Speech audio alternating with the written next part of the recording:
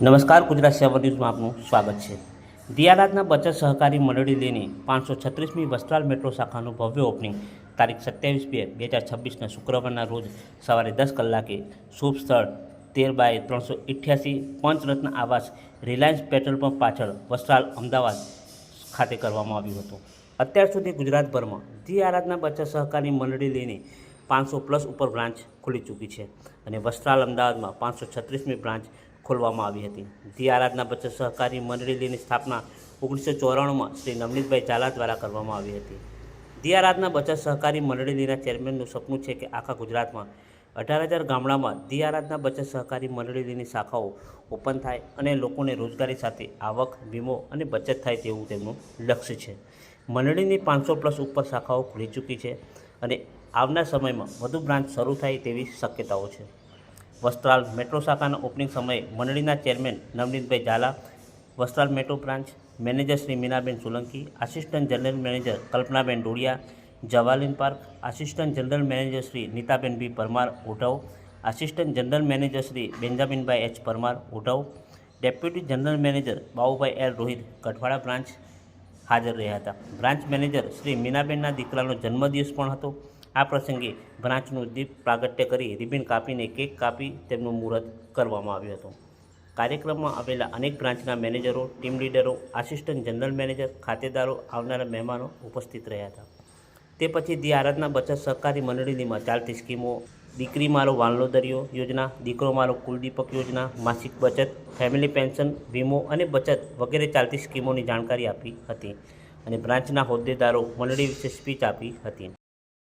Hello, हाँ मैं पहला तो अभिनंदन एमने आपू शिल्पाबेन ने, कारण के शिल्पाबेने મને પહેલા તો આરાધનાનું સમજાવ્યું હતું, પણ ત્યારે હું ટાઈમ એવો સંજોગ હતો ને તેમ હું આગળ નહીં વધી હતી। પછી મને મળ્યા કલ્પનાબેન મારા આમ તો મારા ગામના જ છે અને મારા દેરાણી બી થાય છે। તો બી એમને તો બી મેં એમનું સાંભળ્યું, મને કે તમે મને ખાતું આપો, તો મેં એમને એવું કીધું કે મારે ખાતા તો ચાલે જ છે, તો મને કે તમે એજન્ટ બની જાઓ। મેં કહ્યું મારથી નહીં થાય, તો કે તમે બનો તો ખરા। પછી મેં એમના ત્યાંથી કીટ લીધી।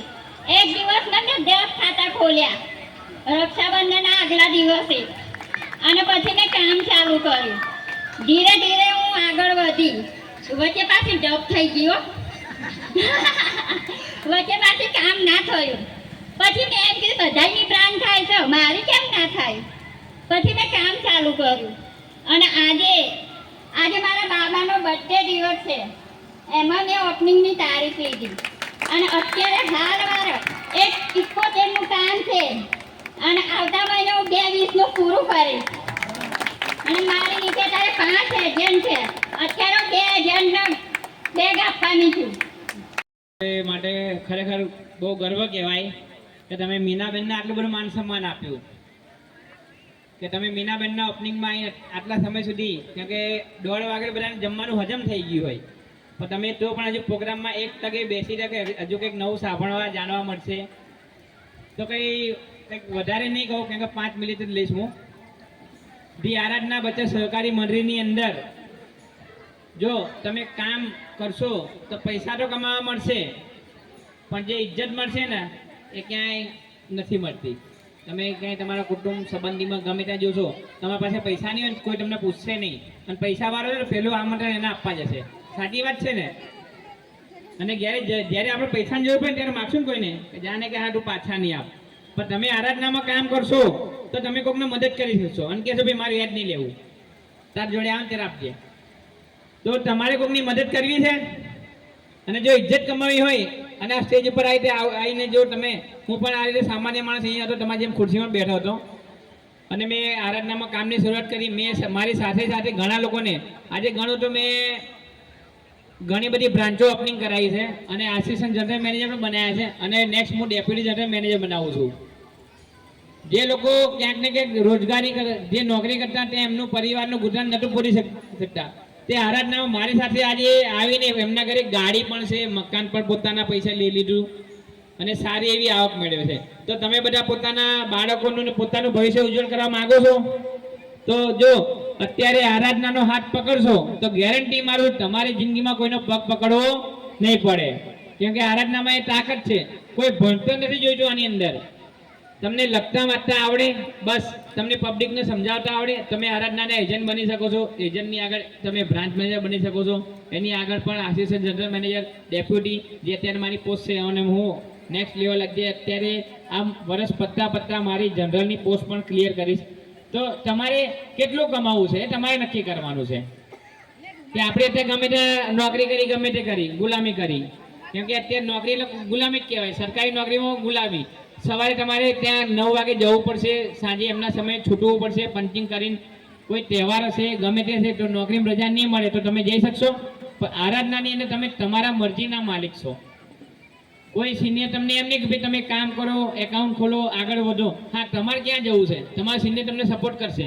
તમે ક્યાં અટકો છો, તમારું કામ ક્યાં અટકે છે? આરાધનાની અંદર આ પાવર છે, એકબીજાનો સાથ અને સહકારથી મંડળી ચાલે છે. અને કોઈ જો મગજમાં વિચાર હોય કે ભાઈ મારા પૈસા ક્યાં જતા રહેશે, તો આરાધનાની અંદર ગજબ સુવિધા છે. તમે જે પૈસા ભરો એના કરતાં વધારે તમને લોન પણ મળે છે. એટલે તમારા પૈસા પણ સલામત છે. તો આરાધનામાં હરેક લોકો મીનાબેનને સાથ સહકાર આપજો, સપોર્ટ આપજો. અને ત્યાં જેને કામ કર્યું એ લોકો એજન્ટ કીટ લઈને કામની શરૂઆત કરજો. જો એજન્ટ બનશો, મીનાબેને બહુ સરસ સ્કીમ કાઢી. તેલનો ડબ્બો અત્યારે તમે ક્યાં નોકરી કોઈ આપી નહીં આપી, પણ તેલનો ડબ્બો મળશે, સારી એવી ભેટ મળશે ને સારું એવું નામ અને સોગાત મળશે. તો આરાધનામાં બધા એકાઉન્ટ ખોલાવજો અને અહીંયા આરાધનાની અંદર કીટ લઈને કામની શરૂઆત કરજો. તો આપણી કંઈક પાર્ટ ટાઈમ સારી એવી આવકની શરૂઆત થઈ જાય. તમારે ખાલી 1 કલાક આની અંદર તમારો આપવાનો. તમે જે તમારો નોકરી રોજગાર કરો છો એની સાથે સાથે 1 કલાક ખાલી આપજો. 1 કલાક આપો ને તમે કહો ના મારા જીવનમાં પરિવર્તન આવ્યું, મારા ઘરે આવક વધી. તો આરાધનાનો હાથ પકડી લેજો. ફરી વાત કહું છું, કોઈનો પગ પકડવો નહીં પડે. Thank you.